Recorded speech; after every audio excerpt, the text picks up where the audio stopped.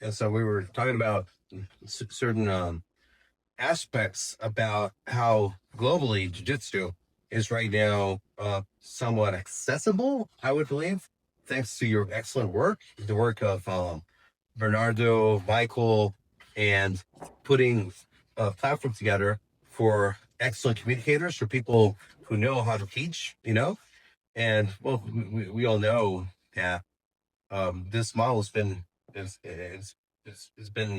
prevalent for a long time in different platforms. However, you guys you cornered the market, and when we moved here, we saw some of our students talking like with certain technical terms that you would only see in a specific instructional. And so that changes people's way of their linguistics, and that's how they think. So you're changing a lot of things through your work, which is very impressive. So I think we see this shift in communication and in knowledge where, like I was talking about, you can't sleep on anybody. Let's take, for example, Yigit. When I met Yigit, like his English was okay, and now his English is really good. But every time you talk to him, it's like listening to your guys' instructionals, And he used his instructionals to learn, and he learned how to learn based on the instructionals. Sure. And now he's world class. Sure. So how do you feel that? But by the way, for people who don't know, Jiu-Jitsu won brown belt worlds. Brown belt worlds, yeah. Right. Jiu-Jitsu won brown belt world. Won Brasileiros black belt. Yep. And then he won European black belt in the rookie year. Very legit grappler. Yeah. For those of you who don't know who he is, Yigit's last name is Yigit Anay. Anay. Yeah. Submission only. Gracie, Istanbul. Yeah. Yeah. Yeah. He's not a name that a lot of people know. Like a lot of the competitors know who he is. Yes. He's on a lot of the competitors' radars, but a lot of like the general jiu-jitsu public doesn't know yet. But Arturo's talking about a very high level competitor who again learned mostly from instructionals. Yes. I mean, his community was just him and his brother and his pals training amongst themselves. And, and they started using your instructionals. And man. Same thing with Joseph Chen. Oh, really? Interesting. I mean, obviously, like, at some point, because you said it's one thing to watch, another thing to feel. Yeah. So, I mean, we're not discrediting the importance of physical learning, right? Mm-hmm. Is it just purely, no. I remember hearing Gordon recently talking about this. The way that Gordon was saying that he thinks is the most valuable way to use instructionals is a supplemental tool, right? It supplements your already existing physical training, physical program, right? I think in absence of a physical training, a good physical training program, it's hard. It's definitely much harder. The optimal case scenario is to have an already solid physical training program when it comes to jiu-jitsu, and then supplementing that with the instructionals. Would you agree? Yeah, I think it's a winning combination, and I believe also it teaches you a lot of efficiency when it comes to getting a lot of the nonsense out of the way.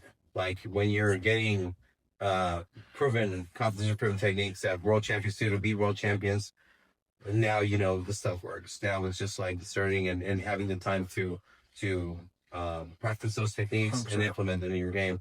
100%. Because one thing is to have knowledge. That's a completely different thing from building skill. Yes. And people don't necessarily realize that sometimes. They think, oh, just because I know something, then sometimes they automatically equate to I know how to do that thing. That's not necessarily the case, right? Again, one thing is to have knowledge. A totally different thing is to turn that knowledge into skill. And that's why it's so important to be in a quality training program where you have a head coach who's invested into that constant pursuit of Kaizen, right? That constant pursuit of continual learning and progressing, constantly seeking how can we do things better? What techniques can we change? What can we modify? How can we modify our process of skill acquisition? Yeah. Right. And then that way, that's probably how you're going to get the best results. So you see people, already playing different cards and games that you would see only in the past. Okay, now like 2011, for example, let's take this for an example. The first time I heard about the Mendes brothers was through a friend, Jonathan Thomas. He has a school there in Sweden, and he came off winning Brown Belt Worlds. Him and Michelle Lange closed out, and I went to Alliance of Planet to train Korean, but he was no longer there. He moved to Manhattan Beach in California. And I was training with Jonathan, and Jonathan is the first guy who was mentioning, oh, these guys, they're ready below everybody. You have to do this. And then he was showing me how to take the back three between the legs through Barry Bolo. Mm-hmm. And it's also the same guy who, the first time I ever heard about the under low, and his knee cut underhook passing was through him. So if you're like one of these guys who's like very meticulous studying jiu-jitsu, Sure. and Jonathan is, because his background was he worked for the CIA, and he was like a mathematician, very Sure. very very intricate in whatever he does. So now a lot of these problems are solved, which is another issue, because like if you're curious, you usually break through. Mm-hmm. But if something's served in a platter, then it's just so easy to get. Sure. So that's I think a caveat or pros and cons of the whole thing. Sure. However, I think we have to give you credit where credit is due. You guys like revolutionized the game completely. It's not the same game. I think to the point where we have two different sports now, completely different sports. Gi and no gi, different sports. Started with Gordon. Gordon is the first guy, I believe, like Frost talked about this too, that a no gi guy specifically is beating everybody up. Yeah, and winning ADCC like that, And I remember very specifically having conversations with Marigali about that, and Marigali himself has told me multiple times that he felt like, in the past the thought was, well, the better I get in the gi, the better I'll be in no gi. Marigali told me that, and obviously he came from a gi background, and then he started to do no gi. He thought it was actually the opposite. He thought it was like, well, actually, the better I got it no gi, the better I got gi. And it makes a lot of sense, because one thing John told me is, if you think about it, no gi is the direct control of the body, right? I make direct contact with your body. The gi, in many ways, is a force multiplier, but it's an indirect form of control, right?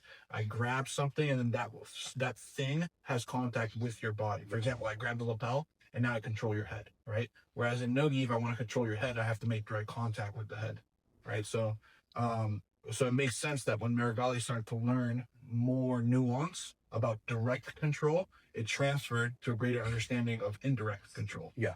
Whereas the vice versa, maybe in theory, probably a little bit harder to apply. I don't know. I don't really have extensive gi training. Is there something you can speak to? Would you agree with that? I would say that I did gi most of my previous career up until 2015, and then I casually did gi for most gi afterwards. And I would tell you that when I started getting a lot better in no-gi, the change in the approach of training in the room in Costa Rica was, okay, guys, I'm going to only do no-gi. So if you guys want to train with me, we're only going to do no-gi. And history will tell us that shifted everything and changed the whole landscape of what we were doing, and started making like really good athletes. Interesting. I mean, it's very, very interesting, because to this day, let's take IBJJF, for example, still the vast majority of competitors compete in the gi. Yeah. And there's much more volume of competition in the gi. It's just the numbers bear it out, right? I forget it. I could probably look on my phone, but while I'm looking, the amount of gi competition that takes place, as I was saying, it still outnumbers no gi. I have the numbers right here, actually. So let me see here. So the number of athletes that only competed no gi in the IBJJF in 2025 was just over 3,000. So let's just call it 3,000, just to have a number. And then the number of athletes that only competed in gi, let me see, that only competed in gi, do you want to take a guess? 15,000. 34,000. Oh, yeah, so it was way out. It's the number is more like 35,000, but still, that's a huge difference, right, between gi and no gi. So still, there's a lot more athletes that are competing in the gi in the modern age, even at this modern age. However, I think we can both agree that it seems to be the case that the highest levels of the sport, the cream of the crop, is the no gi athletes, and that also seems to be drawing in the more numbers of viewership is the no gi competitions. Probably because that's where the talent is now too. I think that's gonna probably play a big role to the future of the sport. The more and more it keeps developing that way, and it keeps trending that way, I think more and more we're gonna see more and more people want to do no gi jiu-jitsu. Yeah, I believe what you said was true. Then Nicholas from the American was talking about if you train in no gi, you might get better in the gi. Because you see that like somebody who crosses over like 10 and up, right? They have room in AOJ or even Diego Pato. They're dominant just as well in the gi. Yeah, they do really well. Sure. In that sense, also it was very important to recognize also that the most prestigious gi tournaments are always IBJF tournaments now. When no-gi tournaments, some of them might diversify in their prestige. Like ADCC is probably yeah, exactly. And then though they had CGI also now, Yep. and then they have other like EBI. You have all these other things, you know. So it probably it draws people in different directions, and you don't see certain names sometimes sign up into the big tournaments. Sometimes you do see them. However, tournaments are tough. It's different than a super fight. You know, 100%. it's very different than ADCC. It's like the rule sets are completely different, so it draws different athletes to the point where some schools excel at certain rule sets, and you put them in a different rule set, and you know it's not the same result. That is true. That is true. It's very interesting, 100%. But I mean, going back to what we were talking about, I mean, again, it's interesting because the instructional game is changing that, right? It's playing a big role in that. Yeah, that's excellent, man.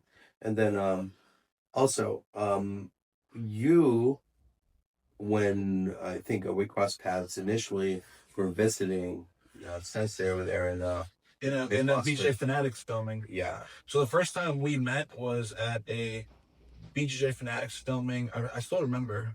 Maybe I don't remember the year. I think it was like 2018, maybe, or something like that. It was definitely before COVID. Yes. And we were doing a filming with Professor John. I think it was on half guard. Mateos was there. It was half guard. It was the half guard gi instructional, right? Correct. From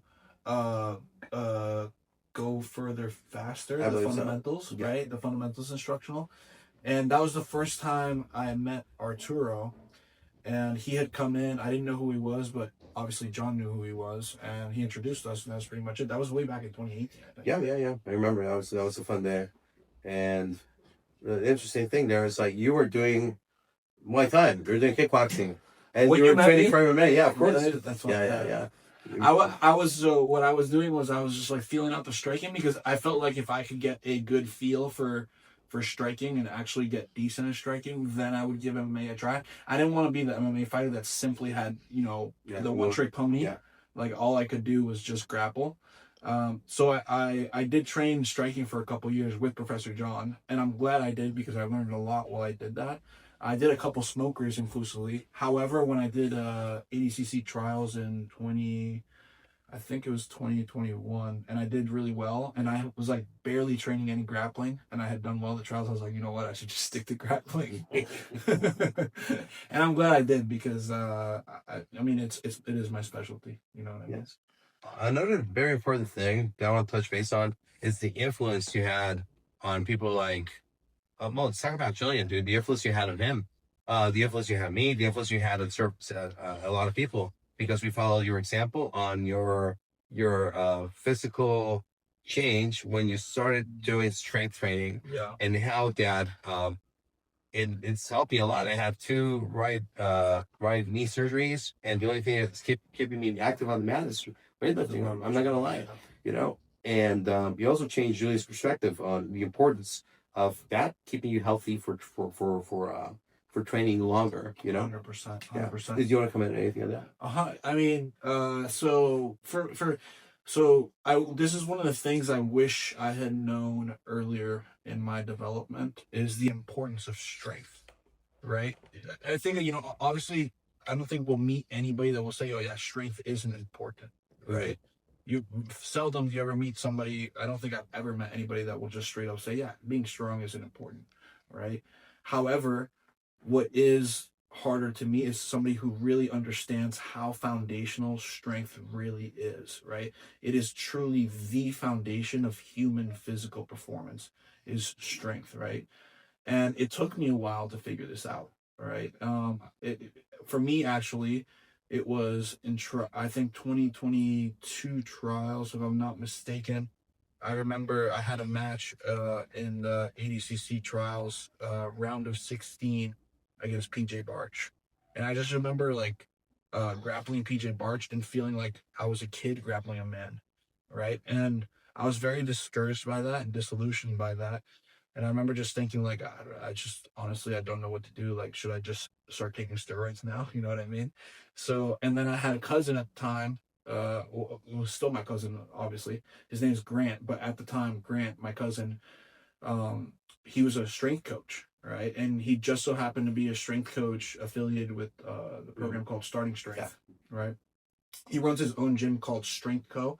out of California, and also has a strength training company that sells mainly plates. The plates are absolutely phenomenal. They're ridiculously good. But he reached out to me. He was like, listen, man, like, I can get you strong. And he taught me everything about barbell training and how to train with a barbell. And it was by far one of the best decisions I've ever made. I think in 8 months, I went from being in the 170s. My weight shot up all the way up to 230s because you have to put on mass to be able to put on strength. But then my weight came back down to 200, where I am right now. And I put on tons of muscle mass. My lifts, like, for example, let me take my squat, for example. In 8 months, I took my squat from, I remember squatting 195 pounds and it being a little bit challenging, to 405 pound squat in 8 months, which is ridiculous. Actually, 410 pounds. Yeah. In 8 months. Yeah. And the amount of change the human body goes through when you take a squat from 195 to 410 is ridiculous, and it translates onto the jiu-jitsu mats. And your body needs, like you always said, the body needs time to adapt. Yeah, 100%. Yeah, 100%. And it can adapt, and it can adapt aggressively, especially if you're an untrained individual. And like I said, I think what we were talking about is the influence this has on jiu-jitsu athletes, right? I don't think they realize just how important strength really is, the ability to produce force. And how it helps not only on the jiu-jitsu mats to actually win an exchange, right? But also to stay on the mats, as you were saying. Yeah. I do believe that this is one of those things that universally helps anybody who does it. Like, a lot of people like blame genetics. Oh, I'm not genetically gifted. I don't have fast twitch fibers. I don't have the physical strength because my dad was strong, one of those things. But I believe that's something that's just an excuse. You just have to stimulate the body the right way through food, through training, through sleep, and I think the results will present themselves. And then for me, the most incredible example, it came in the way you influence 3 athletes. You influence Julian, you influence Yigit, and you influence his brother Osgur. You know, and they all became incredible. They all became world class. You know, within a couple of years, all became world class, and they're all following the protocol, and they feel terrible if they don't do it. Yeah, sure. Yeah, I mean, once you feel the efficacy of barbell training, and you become convinced of it, like, it's hard to go back. I had a conversation very recently with some of your students in the school in Vienna, and they were asking me about my program. They're like, "Oh, what program do you do?" Right? And, you know, I could sit down and talk to them, talk their head off about programming.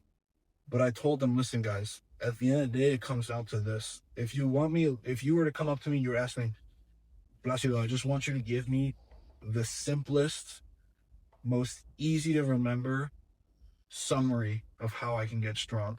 And I told them is this: train with a barbell consistently. Just train with a barbell consistently, and you're going to get strong. Like, they were asking, basically they were putting the cart before the horse. Yeah. They were asking me programming questions when they didn't even train seriously with a barbell yet. You understand what I'm saying? Of course. And so I explained to them how barbell training is so important. You know, you use the most amount of muscle mass and the longest functional range of motion, producing the most amount of force, right? And if you take that superior form of training and you do it consistently, even if you're not on the best program on planet Earth, right? We talk about optimizing. Even if you're not optimizing, you're just doing something competently, but it's so good that you're just going to make progress over time. 100%. And this is one of the things you might, like in jiu-jitsu, you might learn a trick. And it's not training, but you learn a trick. There's no tricks. You have to actually put in the work, but you will get the results. And like you said before, man, if you want to feel the same adrenaline you're going to feel when you're in the semis and you're up against some really good names. Sure. You know, just get under the bar, get under those 410 pounds, and then pump yourself up, slap your face, drink some espresso. And let's see what happens. Exactly. People, you hit the nail on the head there. People don't realize that one of the main things, like an actual serious strength training program, which will have barbell training as its foundational core, one of the main things it trains is not this, is this. Yes. Bro, and this. Yeah. When you're looking at the bar and it's a weight you've never done before, and you're like, how the hell am I going to squat this for 5 reps? And you're getting nervous, your palms are sweating, you're freaking, look, I'm getting scales just thinking about it right now. You're like, I don't even know, like, I don't know if I go down, if I'm going to get back up, right? Are the safeties in place? Yeah, exactly. Is everything in place? Like, if my spotter, like, are you ready to spot me? Like, this is actual strength training, right? If you're going to the gym and you never really even get nervous about, like, think about it. It's not really pushing you as an athlete. That's how you get pushed as an athlete. The mats don't lie. The bar doesn't lie either. You understand? And, you know, a lot of guys, like, just leave so many stones uncovered because they never really push themselves that way. And, man, it's hard. And a lot of people don't like hard things. They want to take the easier path. What percentage do you think it can help you reach your true potential as a jiu-jitsu athlete? The fact that you include a proper strength training protocol, like barbell training, do you think it will get you closer? Because it'll help you see more on the mats, I believe. But skill development's a whole completely different animal. But I do believe it will help you be healthier, and you're least likely to get injured. One of the examples for me, I was sparring with a student, and he jumped in a kimura over my back and landed on my knee, and my hamstring got pulled a little bit. But I was really good. I was like, oh my God, my knee didn't get hurt. Sure. You know, this is insane. I thought I was going to get like really, really injured. Yeah, sure. And I just had a little handshake pull, and that was about it. Sure. Yeah. Because what happens is that when you get stronger, not only do you gain an ability to produce more force, you also gain an ability to resist more force. By definition. Yeah. Right? Why does that happen? Well, when you do a proper strength training program, like, a lot of people think, oh, my muscles get bigger. Yeah, your muscles get bigger, but guess what else gets bigger too? Your ligaments get thicker, right? Your bone gets denser, right? Tendons start to adapt as well. Like, it's not just like your muscles adapt, and then your tendons, your ligaments, your bones just stay behind. No, like, quite literally, everything has to adapt with it, right? And so you just become more injury resistant. Again, you don't become completely injury free, right? You don't become invincible, right? Like a Superman type. That's not what we're talking about. What we are talking about is, you know, what's the probability of injury. The probability of injury, bar none, the stronger you are, the lower the probability of injury goes. 100%. Okay. Excellent, man. So one more time, thank you for coming here to Vienna. University. Is there anybody you would like to thank? And oh man, but I mean, quite honestly, if there's one person I want to thank right now, it is you. Okay, because the reason here's why I want to thank you, because you know, it's easy for people to get behind you and start to support you when you already start to, you know, gain some wins. You know what I mean? And they're like, oh, this guy's legit. Now I want to support him. It's completely different when you have somebody who, before you ever win anything, before anybody even knows who the heck you are, they just think you're like some dummy that just gets beat up on video, that they believe in you, and they start investing time into you, and start, like, for example, like, you were already bringing me out to your academy, paying me to teach jiu-jitsu. You understand what I'm saying? So those are special people. Like, you have to remember those people. You know what I mean? People who are there with you when essentially you're nothing, you know? So I really appreciate that. No. I appreciate you for believing in me very early on, you know? Hopefully the journey is not over yet. And on the flip side, man, it's what I feel we've gained from you. Like, look, just little sparks create big fires, you know, like Casamano always said. And look where Julian is, you know? Yeah. Look at GE. And then they're very young in their careers, you know? You're very young. Yeah, so I feel old, 32. But these kids, you know, they are kids, yeah, 100%. They're just kids. So Ignacio also, like David also, Yeah. all these guys, Stefan in our school. They're still young. Like you become indirectly role models to these guys. Like you did now they're there, and now they become role models to other guys. sure. You know, and this is a sport where you need a role model. Sure. If you don't have the proper role model, Sure. you're gonna have the wrong role model. And Yes. good luck with that. You know. Yes. God bless you, like life. You know, you have a wrong role model. Oof, good luck with that. 100%. Yeah. Like I said, I mean, I wouldn't literally almost everything I have in life is due because somebody gave it to me. You know, first from God, but secondly, people that He's put around me that have been so generous with me. You, Michael, my friend Sal, my wife, Professor John, Gordon, Giancarlo, people who really have nothing to gain from you, and yet for some reason they decide to invest in you and believe in you.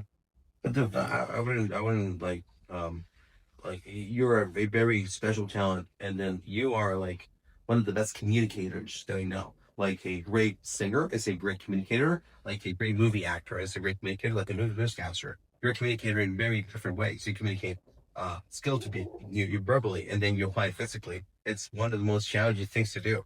But you had a great role model. That's it. Yeah, probably the best one. I mean, I would say I had the best role model. Yeah.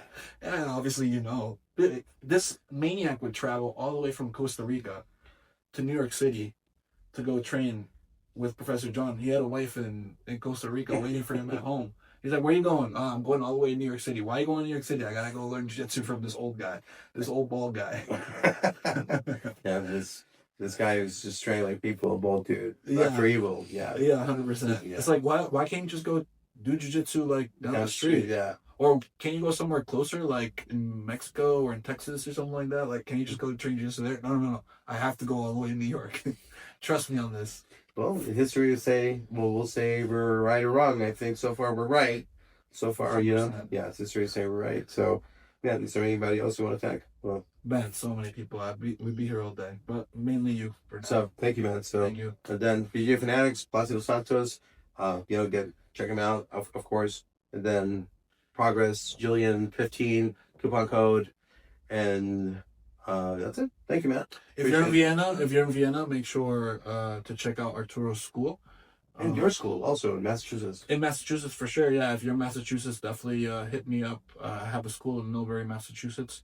But again, like I said, if you're in Vienna, in Europe, definitely consider Arturo's school. At least visit it to see how the training is. Whether you like the fit, I promise you won't regret it. Yeah, we've had visitors here from all parts of the world, right? We have visitors from, people from Japan, people from Singapore, we have people from Spain, people from Africa, people from the UK, and in a very short amount of time we've been open, so people from everywhere. Have you had anybody from Antarctica? Yeah, I don't know, probably an alien. Okay. They'll come in here soon. Sounds good. All right, man. Thank you so much. Of course. Pleasure having you.